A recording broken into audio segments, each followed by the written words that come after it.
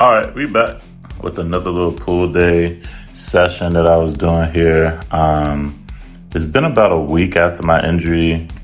I don't know if you guys watched my previous video, but I had a little abductor pull or strain or whatever. And I'm trying to recover back from that. And so we're up in here trying to see how it feels. And boy, was I hurting, like I was really trying to get back into it, really trying to pick the feel, but I just can't stay at the gym for long. I think literally I sprained it or pulled something in my abductor on Wednesday of last week, and then on Friday I was right back in the gym. Now, whether or not this is the right thing for me to do, I don't know. The pain of my abductor pulling or tearing was so bad that I could barely walk the next day. Like, it was pretty bad. I got my injury from squatting, and so I've been making sure that I haven't been doing any real leg movements because it hurts just to do upper body sometimes. Like, you see me doing these pulls and pull-ups and all this sort of stuff, and with every single pull, I'm feeling that abductor pain. And I know a lot of you guys are going to be like, why didn't you go, but I did not go to the doctor. Honestly, I just chat GP'd, and that's probably not the smartest thing to do, especially when I have an injury. But I thought it was just a slight pull. When I don't really move a lot, it starts to feel a lot better. That's why I went to the gym today. I got it in, and I've been going to the gym. I've been doing cardio, low intensity cardio, like on the elliptical, and doing walks and stuff like that. I haven't been running, and just been trying to maintain. Right now, my goal is to lose 20 to 30 pounds. I'm currently at 240.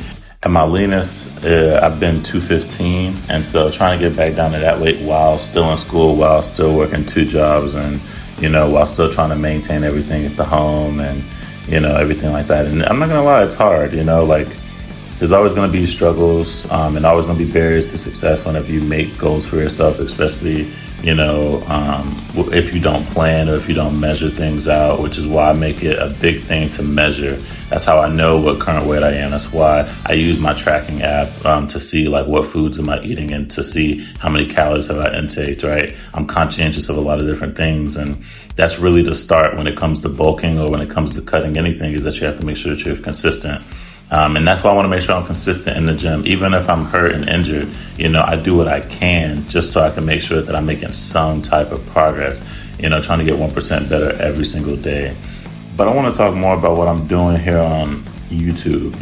When I first started YouTube, I more so just thought of it as a way to really inspire people and show people the correct or wrong ways to do things, because I never really documented my transition from fat to fit, right?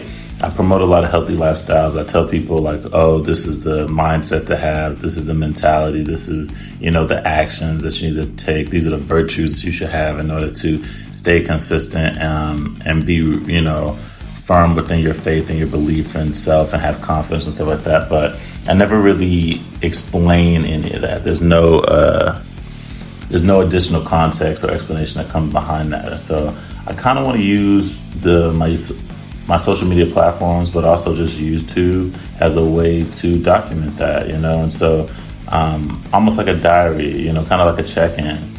I don't know what people are necessarily looking for when it comes to my YouTube or even when it comes to any of my videos that I put out on social media, but my overall goal is to really just inspire people and try to get them more active and more physically disciplined, because whenever I became more physically disciplined, it helped me tremendously.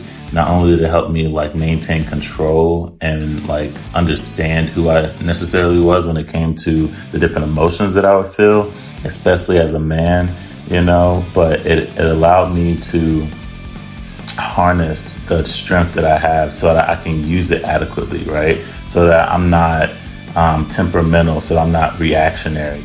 If you can't control yourself, then you won't be able to control the outcome.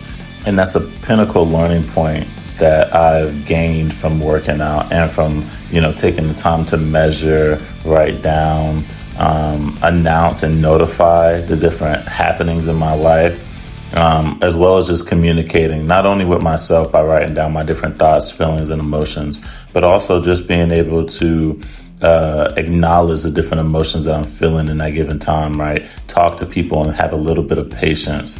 Like I talk about different virtues, and so I would be a hypocrite, or I wouldn't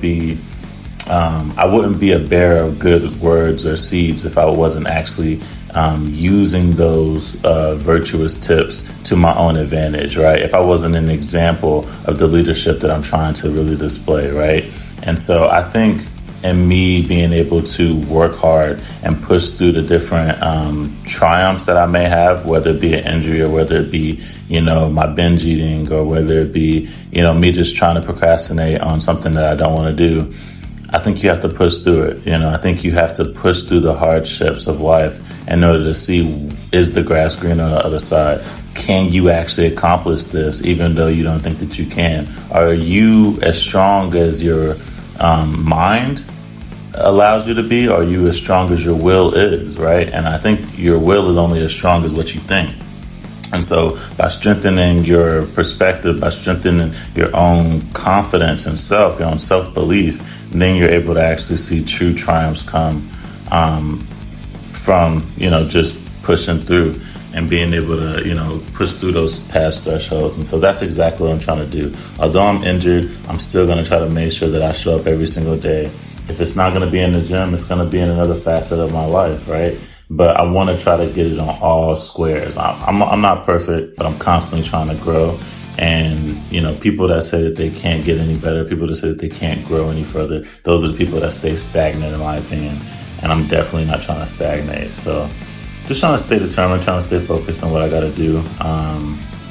But yeah, and this video wasn't a lot about, me doing the workout or me really explaining everything I'm doing. This is more so just a talk. I like to use YouTube specifically as like my diary of, again, just documenting my progress and, where I go, and just so that you guys can follow my transition from, I don't even know where I'm at. I guess this would be like me falling forward, you know what I'm saying? Or failing forward.